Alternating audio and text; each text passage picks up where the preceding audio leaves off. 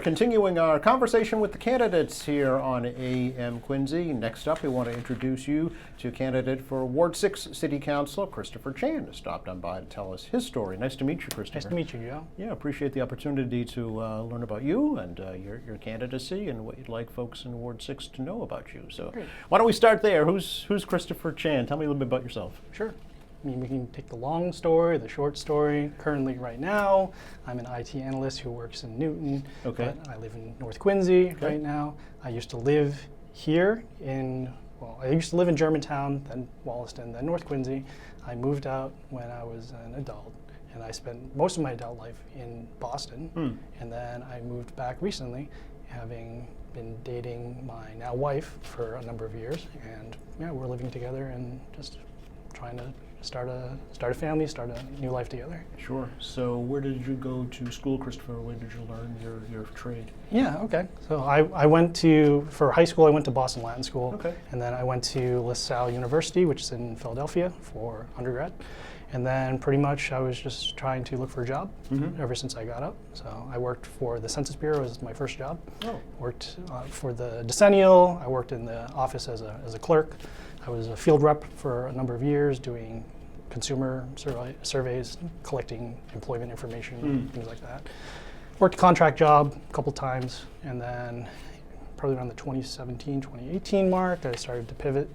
And then I worked at Amazon for a number of no years. kidding. Yeah, worked at Amazon for a number of years, and then after the pandemic hit, decided, okay, because we're still doing the work from home, Yes. and I really enjoyed more of just speaking with people and interacting. It's just very isolationist. It's very hard to keep yourself stable that way. Sure. So I looked for a job and decided to pivot. I went into IT, and so I worked at Emerson College for about 2 years. Oh, okay. And then I now work at the current place, which is in Newton, and I still do the same type of stuff. It's more technical, but it's a lot of responding to people's requests, help desk tickets. We're helping people with computers and policy and just day-to-day stuff. I see. Yeah. And how long have you been living in Quincy now? I've been living in Quincy for a number of months, probably 4 or 5 months. Okay. But I've been dating my now wife, and we've been back and forth here for about 3 years. Yeah. So there's that, and I also have family ties here as well. Okay. And, All right. I visit my family occasionally.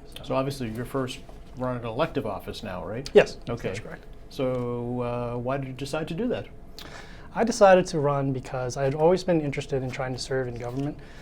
Ever since I was a kid, I thought I was going to try to run for president of the United States. Okay. Or try to at least represent the Asian American population, just because I identify with that. I see. But as the years have gone by and priorities have changed, I thought, okay, it's probably better for me to have more of a broad appeal to everybody. And it's really just more about serving the people, serving the community, and really just creating those connections. So on the heels of, say, the presidential 2024 election, and my life just recently changing with getting married and whatnot, I decided, I just want to do something new, and then also want to make an impact in the community.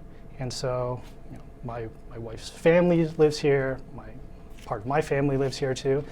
There was a meeting by Adjust Quincy, which happened around January. They were looking to spur on first-time candidates. I said, okay, yeah, let's see what I can do here. And so I was really encouraged by them in order to just step up. And I also had been a part of a program called the Commonwealth Seminar, and they introduce people to government, learning about the legislative policy. A lot of speakers come out, and we even tour the State House. Okay. And yeah, it just kept me interested in working with government. So after all that, I said, okay, this is probably the time for me to do this. And yeah, I saw that, how can I help the community? I've been to city council meetings, did some research, and decided, yeah, I'm going to run.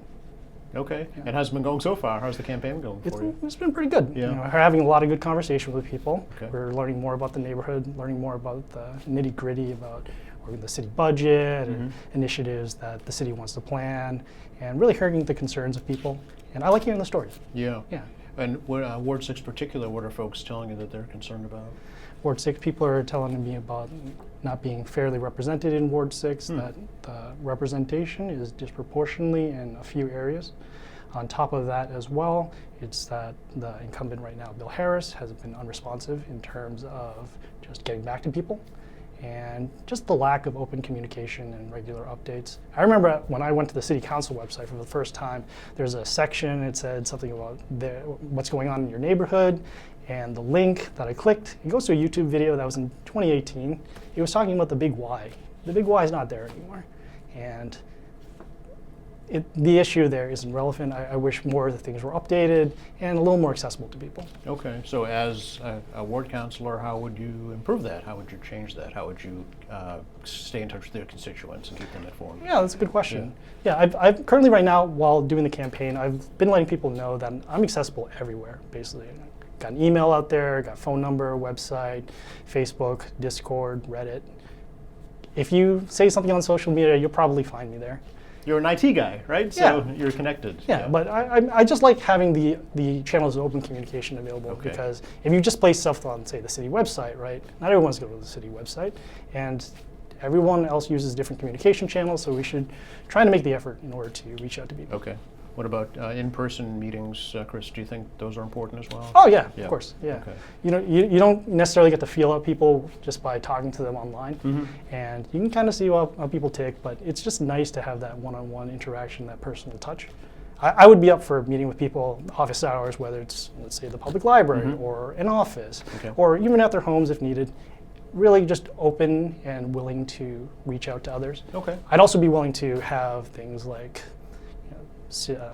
open city hall, town forums, things like that, Gotcha. and allow people to come in and voice their concerns and really feel like that they have a space in order to talk. Okay. All right. Are there any particular, Ward 6 projects that are going on that people are concerned about, or quality of life issues? Obviously, I'm thinking things like the Long Island Bridge is probably the biggest one, right? Right. Yeah. Are folks still talking about that? I would say very much Yeah, they so. are. Yeah, there are a number of issues that people are talking about. I would say traffic is one, Okay. heading towards the Ponds Bridge. Sure.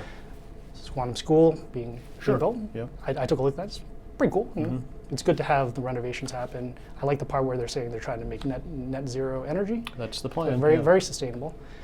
And in terms of the Long Island Bridge, I myself have a different stance than the other candidates that are out there. Okay. I feel that it should be that we rebuild the bridge, and The city, rebuild the bridge? the Ward 6, right? Okay. Right, Ward 6. Ward 6 rebuild the bridge for a number of reasons.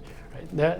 There's a 2023 navigational impact study by the City of Boston, and they looked at the alternatives that they could have for doing the bridge, whether it means using ferry service or using the old structures, and they decided after all that, they list in that report what the best alternative should be, and they came upon the conclusion that building a bridge would make sense Okay.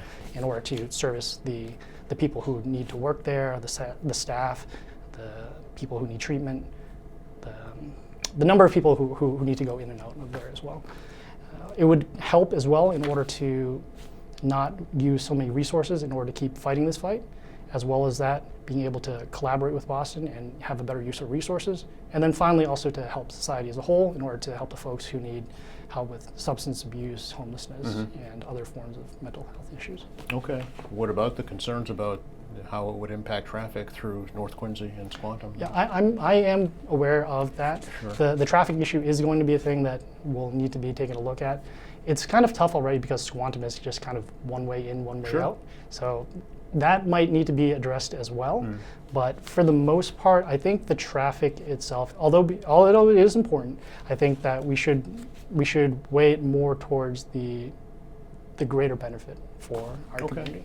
So, and again, just to be clear, you want the city of Boston to rebuild the bridge, not the city of Quincy, right? Right. Okay. Right. Yeah. just to make sure my, that's my, clear. to my folks. apologies. Yeah. Yes. No, The bridge to be rebuilt is what Okay. I'm going for. Got you. Okay. Anything else in terms of development? In terms of development, yeah, we do have a development issue, I would say. There's a lot of overdevelopment that has been happening. The need for affordable housing and housing in general in Quincy has been an issue. And I've seen a couple of the candidates speak upon this. Rezoning is a good method in order to deal with it. There is the concern for additional traffic, and there is the concern that perhaps we as the city are not going to be getting such a great deal in response to letting additional developers come in, and we just want to make sure that we do what's right for Quincy. Yeah, the question of should developers get tax breaks came up during the last council session. How do you feel about that? Yeah, I realize that there has to be some sort of incentive in order to bring people in. I'm not sure if necessarily Quincy has the leverage to do so just because of the debt position that it is in right now. But in order to work on solving that, right, we're going to need to increase the revenue somewhere. It can't just be that you tax the current residents or the current business there. We're going to need to draw outside money in order to do so. And even with the tax breaks, my stance would be that we should try to limit the amount of tax breaks available for developers, if any, and then just try to make sure that we're giving fair representation for the residents who are also going to be living in these places. Make sure that it's affordable for them, and make sure that we can hit full occupancy if possible. Okay, all right. So it's a balancing act, it sounds like. Very much so. Yeah. You mentioned affordability for the city. So, do you think Quincy is affordable right now? No, it is Okay. not. Yeah, I'll just go into some of the Yeah, notes sure. here. Please Right, use yeah. your notes. Absolutely. Absolutely, Yeah, okay. Any thoughts about that? Yeah, so in terms of fixing the affordable housing problem, that is lowering the burden for tenants to find units, because they have to go to a lot of different places, go to different websites, different organizations in order to find funding, apply for the lottery, for example, in order Yes. to draw a housing position. Yeah. We should increase the amount of housing as well, because if it's not available for people, right, the prices of the other houses in the neighborhood are just going to go up. Supply and demand, right? Right, of course. There was a video from, I believe it was just about a month ago, where you had spoke with the Affordable Housing Trust. Yes. And they had mentioned that we should, at least this is my opinion, that we should increase the compliance with the affordable housing requirement. So there's the part they mentioned where it said, okay, if 1.5% of the land is used for housing, that's good.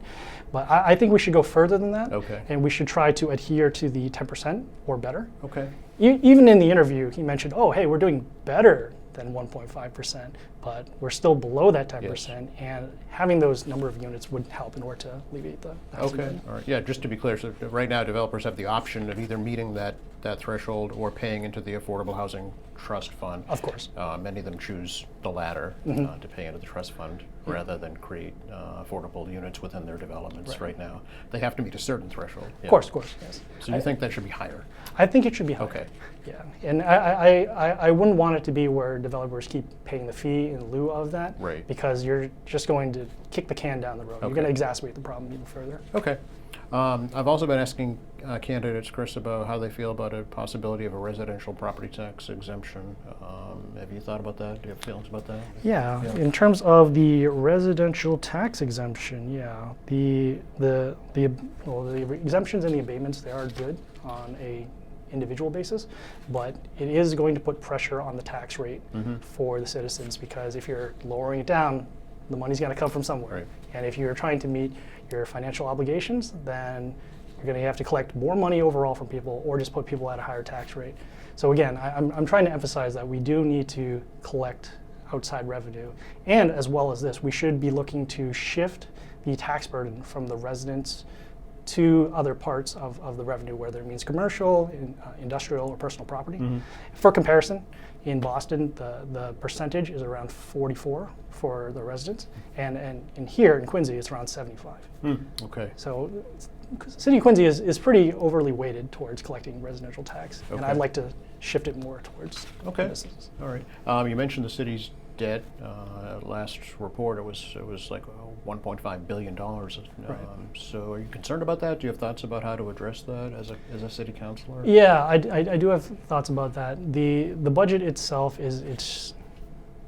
I don't want to try to look at my notes here for that. It's okay if you want to. Oh yeah, I know. I want to keep the flow going. Sure, I appreciate it. Yeah. So yeah, the city itself has its debt obligations to fulfill, and again, the money has to come from somewhere. I did look at the budget, and I saw that at least at this current moment, that one of the things that took a hit on the budget were the pensions. So about $4 million or so had disappeared, or not disappeared, but it got reallocated somewhere else, and. Yeah, that is of concern to people, right? Okay. We're still trying to have a good quality of life for the citizens here, Right. but we still want to be able to fulfill our obligations. I know that the credit rating for the city has gone down. That's going to make it harder for us to borrow at favorable rates, and then people are going to want more incentive in order to want to invest. So we need to rework the image for the city of Quincy in order to gain the trust of people, in order to also give us more favorable economic conditions in the future. Okay. To that end, to the trust issue, I know that transparency is one of your kind of talking points throughout your campaign, Yeah. right? What do you mean by that? So for me, transparency, it starts with myself, right? It's talking about what I'm going through, what I can share with people up to a certain extent, and just keeping them in the loop of what's going on. In terms of, let's say, the city budget, right? There are line items there, and it's about 350 pages of stuff. Not all of it is explained, and to the average citizen, you look at it and you're just gonna kind of glaze over it. I would like those items to be expanded upon, to give a little more clarity as to how the budget is actually being allocated, and then just have somebody just make it easier for people to, make it easier for people to understand. Okay, all right. As an, do you think that your background in IT would give you some expertise on how to address that? Not necessarily my background in IT, but the way that I do my work. So it's more of just breaking things down into simple pieces and just making sure that if you know what you're talking about, that you're able to communicate it and make sure people are on the same page in terms of understanding. So that way we're not just left in the dark and just try to do things right off the cuff. Right? We have a plan and we're going to stick to it, but we need to make sure that we see the steps and go forward. Okay. It sounds like you've looked into how municipal government works in terms of the rules and things of that nature. Yep. So you've kind of trained for this role, it sounds like. Not necessarily. This is still stuff in the background, Okay. right? But I'm learning day by day. Yeah. And when people bring up new issues, when candidates talk about things that are important to them, Yes. look into those things and really want to at least be able to engage with people. Okay, so how would you describe your kind of problem-solving technique? Sure. So we want to make sure that we understand what the problem is first. Then we look at our resources. We also assess what knowledge we have beforehand. And then not necessarily trial and error, but making sure that we understand what we're working on. And then also keeping people in the loop, making sure that they know what I'm doing to address the issue, and then that way there's also kind of a chain of custody where they can see, oh, this is what I did, and did it go right? Did it go wrong? If it did go right, sure, we'll mark it down. If it did go wrong, well then we have that on record. We move on to the next proposed solution. Okay. Do you want to talk about some citywide issues that have come up, namely the salary issue and then the statue issue, if you will? Sure. Okay, yeah, let's talk about them in order. So let's say the raises right now. Okay. So I am not for the raises. I understand that it's hard to live in Quincy because it is expensive, and I realize too that the position that I'd be running for, it pays around what, $44,000, something like that. As it currently stands. Yeah. So it would be tough alone to just run as a city councilor, right? You'd also have to have some sort of additional income. HUD itself, I remember again in the Affordable Housing Trust, they're saying the median income for Quincy is around $92,000. That's right. Yeah. And apparently, if you go below that, you'd actually qualify Yes. for housing assistance. So it feels kind of weird to say that, okay, hey, I'd be a city councilor, but also I would need affordable housing. I see. Yeah. So it just it doesn't seem consistent to me. I myself am not running for the money by any particular means, having stated what I know about the salary. Okay. For me, it's really more just about serving the people, and I'm okay with that. Okay.